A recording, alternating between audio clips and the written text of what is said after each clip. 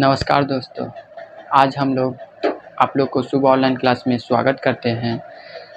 आज हम लोग वर्णिका का फर्स्ट चैप्टर का ऑब्जेक्टिव देखने वाले, जो चैप्टर का नाम है दही वाली मगम्मा। दही वाली मगम्मा का आज हम जो ऑब्जेक्टिव है वीवीआई वो हम आपको बताएंगे कि कौन सा ऑब्जेक्टिव ज़्यादातर आने का चांस रहता है, हम आपको वीवीआई करके बता देंगे। इसी वीडियो में आपको हम क्वेश्चन आंसर भी बता देंगे जो बार बार पूछा जाता है, आपको कोई दिक्कत नहीं होगा। ठीक है, हम स्टार्ट करते हैं। ठीक है, जो चैप्टर है उसका नाम है दही वाली मगम्मा। दही वाली मगम्मा में आज हम लोग क्या पढ़ेंगे? ऑब्जेक्टिव। दही वाली मगम्मा, मगम्मा में हम लोग ऑब्जेक्टिव पढ़ेंगे। ठीक है, जो फर्स्ट ऑब्जेक्टिव होता है जो बार बार पूछा जाता है, दही वाली मगम्मा पाठ के लेखक कौन है? पूछेगा कैसे? दही वाली मगम्मा पाठ के लेखक कौन है? तो श्रीनिवास जी। दही वाली मगम्मा पाठ के लेखक कौन है? तो श्रीनिवास जी। ठीक है, ऐसे भी आप ऐसे चुपचाप क्वेश्चन ऐसे ही पढ़े, दही वाली मगम्मा पाठ के लेखक कौन है? तो श्रीनिवास जी। श्रीनिवास जी का पूरा नाम क्या है? तो मस्तिष्क बेकेट अधिग्यार। देखिए हम लिखे होंगे, श्रीनिवास जी का पूरा नाम क्या है? मस्तिष्क बेकेट अधिग्यार। ऐसे ही बनेगा, श्रीनिवास जी का पूरा नाम क्या है? तो मस्तिष्क बेकेट अधिग्यार। और फिर दही वाली मगम्मा पाठ के लेखक कौन है? श्रीनिवास जी। श्रीनिवास जी का ही पूरा नाम होता है मस्तिष्क बेकेट अधिग्यार। ठीक है, फिर एक और है, ये तो इम्पोर्टेंट है, वीवीआई एकदम ये हमेशा पूछा जाता है। श्रीनिवास जी का जन्म कब हुआ था? तो 6 जून 1891 में। ये डेट वाला प्रश्न बिल्कुल ही याद करिएगा, क्योंकि कन्फ्यूजन भी होता है। ढेर सा बुक में दिया हुआ डेट का प्रश्न लेकिन कन्फ्यूजन हो जाता है। लेकिन आप याद रखिएगा 6 जून 1891 ईस्वी में क्या श्रीनिवास जी का जन्म कब हुआ था? 6 जून 1891 ईस्वी में। कब हुआ था? कहाँ हुआ था? कर्नाटक के कोलार जिला में। कहाँ हुआ था? कर्नाटक के कोलार जिला में। श्रीनिवास जी का जन्म कब हुआ था? 6 जून 1891 ईस्वी में, कर्नाटक के कोलार जिला में। ठीक है, दही वाली मगम्मा पाठ के लेखक दही वाली मगम्मा पाठ के अनुवादक कौन है? B.R. नारायण। यानी दही वाली मगम्मा पाठ के अनुवादक कौन है? तो B.R. नारायण। ठीक है, दही वाली मगम्मा पाठ के अनुवादक कौन है? तो B.R. नारायण। ठीक है, मगम्मा क्या बेचती थी? तो दही। मगम्मा क्या बेचती थी? तो दही। मगम्मा का विवाद किसके साथ था? बहू यानी मगम्मा का विवाद किसके साथ था? बहू। और यहाँ पर देखिए एक यह बात याद रखिएगा, मगम्मा का विवाद किसके साथ था? बहू। या बहू ना बोल करके नजम्मा बोल दे, यानी मगम्मा का विवाद किसके साथ था? तो नजम्मा, यानी बहू का ही, मगम्मा के बहू का ही नाम था नजम्मा। तो ये तो क्वेश्चन पूछ रहा एकदम डायरेक्ट कि मगम्मा का विवाद किससे था? तो बहू था, लेकिन बहू बोल नहीं देकर ऑप्शन में दे दे नजम्मा या फिर श्रीनिवास जी, कुछ भी दे सकता है, लेकिन याद रखिएगा नेम साथ में ही तो अच्छा रहेगा। ठीक है, फिर दूसरा है 7वां में कि दही वाली कहानी किस भाषा की कहानी? ये तो इम्पोर्टेंट है, बहुत ही इम्पोर्टेंट है, ये तो हमेशा पूछा गया। ये 2024 में एग्जाम हुआ था, ये क्वेश्चन तो आया था। दही वाली कहानी किस भाषा की कहानी है? तो कन्नड़। याद रखिएगा, दही वाली कहानी किस भाषा की कहानी है? तो कन्नड़। ठीक है, 8वां है दही मगम्मा मिठाई किसके लिए ले जाती थी? यानी मगम्मा मिठाई किसके लिए ले जाती थी? जो दही बेचकर आती थी उधर से अपने अपने पोते के लिए ही एक मिठाई लेकर जाती थी। देखिए मगम्मा 8वां में, मगम्मा मिठाई किसके लिए ले जाती थी? तो पोते के लिए। पोते के लिए, ये ना बोल के कि पोते के लिए, नजम्मे के बेटे के लिए, कि श्रीनिवास जी के बेटे के लिए, ऐसे ऐसे ऑप्शन में वगैरह वगैरह दे सकता है। तो याद रखिएगा कि नजम्मे के बेटे ही था वो। ठीक है, नजम्मा का ही बेटा था वो। तो मगम्मा का लगता है पोता। ठीक है, तो हम लिखें यहाँ पोता के लिए, या ना दे करके पूछ दे कि नजम्मा के बेटे के लिए। ठीक है, याद रखिएगा।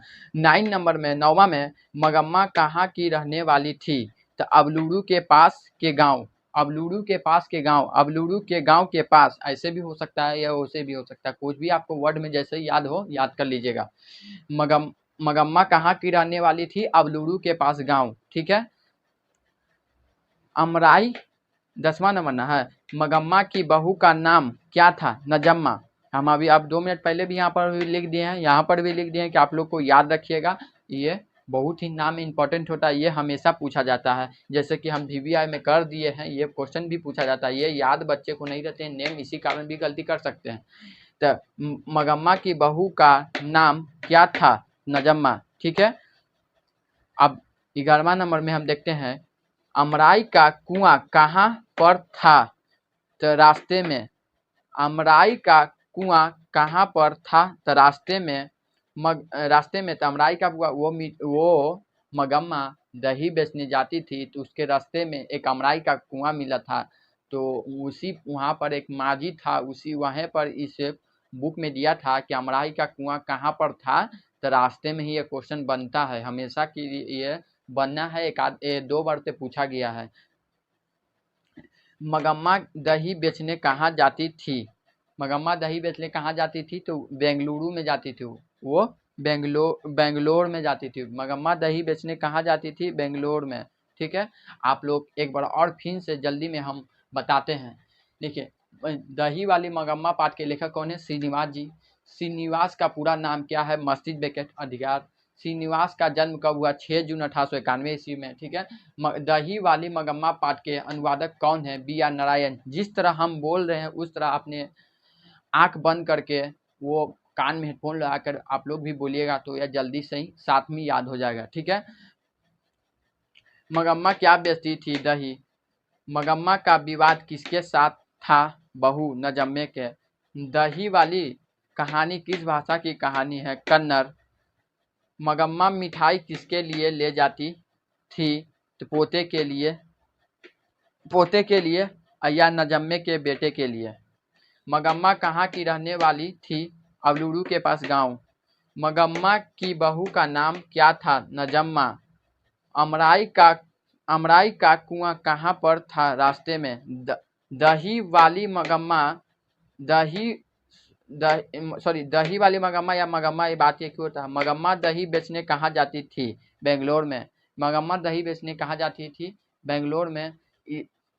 मगम्मा दही बेचने बेंगलोर में आती थी। जिस तरह आपको हम बताएं, इस तरह से आप लोग भी याद कीजिएगा अपने फ़ोन में आंख बंद करके, तो अच्छा से ही जल्दी से याद हो जाएगा। हम 13 नंबर ऑब्जेक्टिव पर आते हैं। क्यों री राक्षसी इस बच्चे को क्यों पीट रही है? ऐसा किसने कहा था? तो मगम्मा ने। क्यों री राक्षसी इस बच्चे को क्यों पीट रही है? ऐसा किसने कहा था? मगम्मा ने। ठीक है।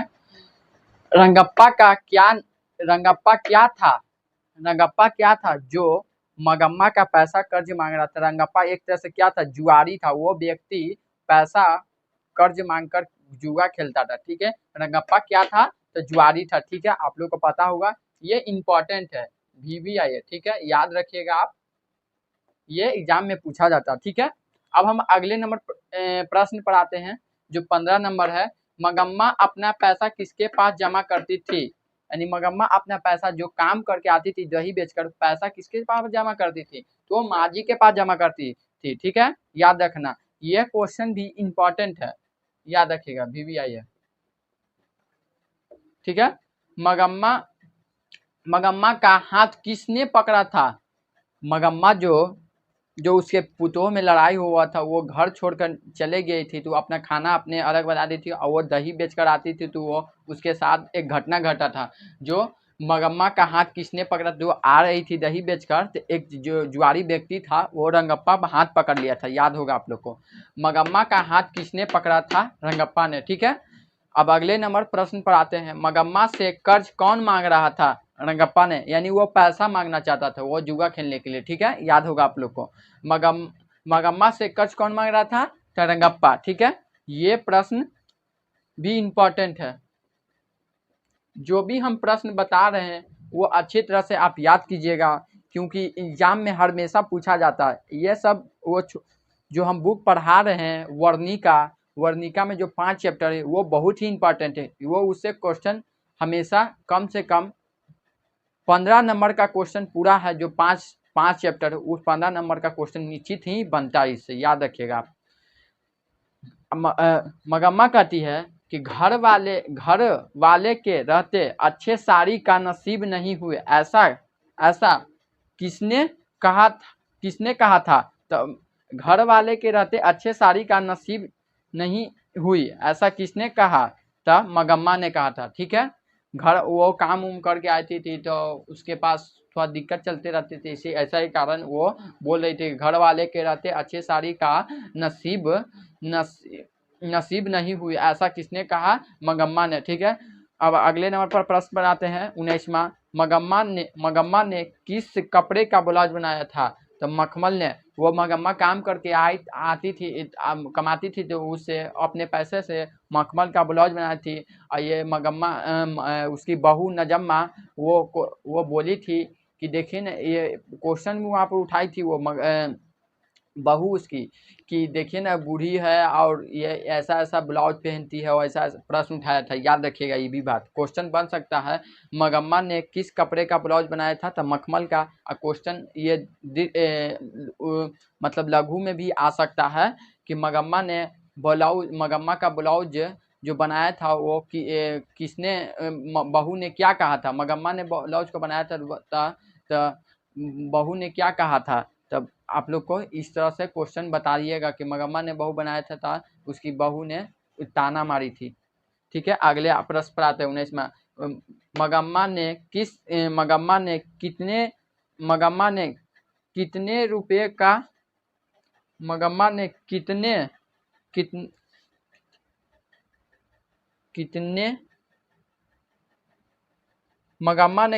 रुपए का ब्लाउज बनाया था? कितने रुपए? मगम्मा ने, यहाँ पर गलती हो गया है, सुधार देते। मगम्मा ने कितने रुपए का ब्लाउज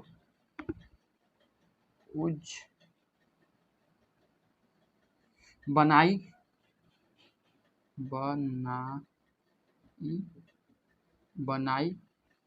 थी? 8 रुपये का। उत्तर में लिखिएगा 8 रुपये। ठीक है, मगम्मा ने अपने ब्लाउज जो पहनती थी वो 8 रुपये का ब्लाउज बनाई थी। यह भी प्रश्न VVI है, ये पूछा जाता है। ठीक है, याद रखिएगा। थोड़ा बोर्ड में हाथ में नहीं बैठा, इसी कारण नहीं बढ़िया से लिखाया है। चलिए अगले बार हम कोशिश करेंगे कि और बढ़िया से लेकर आएँ। मगम्मा क्या खाती थी? मगम्मा क्या खाती थी? जो दही बेचती थी तो वो अपने मुंह में चपाते रहती थी, पान सुपारी। ठीक है, मगम्मा क्या खाती थी? तो पान सुपारी। ठीक है, दही वाली मगम्मा पाठ के केंद्र में कौन है? तो मगम्मा। यानी दही वाली मगम्मा पाठ के केंद्र में कौन है? तो वो कहानी है, उसमें मेन करेक्टर कौन है? तो मगम्मा है। ठीक है, याद है रखिएगा आप लोग। अब हम फिर से आपको जल्दी में बताते हैं, आप लोग भी इस तरह से बोलिएगा कि जल्दी जल्दी याद हो जाएगा। क्यों राशि इस बच्चे को क्यों पीट रही है, ऐसा किसने कहा था? मगम्मा ने। ठीक है, रंगप्पा क्या था? तो जुआरी था। मगम्मा अपना पैसा किसके पास जमा करती थी? माजी के पास। मगम्मा का हाथ किसने पकड़ा था? रंगप्पा ने। मगम्मा से कर्ज कौन मांग रहा था? रंगप्पा। घर वाले के रहते अच्छी साड़ी का नसीब नहीं, ऐसा किसने कहा? मगम्मा ने। ठीक है, मगम्मा ने किस कपड़े का ब्लाउज बनाई थी? मखमल के। मगम्मा ने कितने रुपये का ब्लाउज बनाई थी? 8 रुपये का। ठीक है, मगम्मा क्या खाती थी? तो पान सुपारी। ठीक है, घर वाले दही वाली मगम्मा पाठ के केंद्र में कौन है? तो मगम्मा, यानी मेन कैरेक्टर है मगम्मा।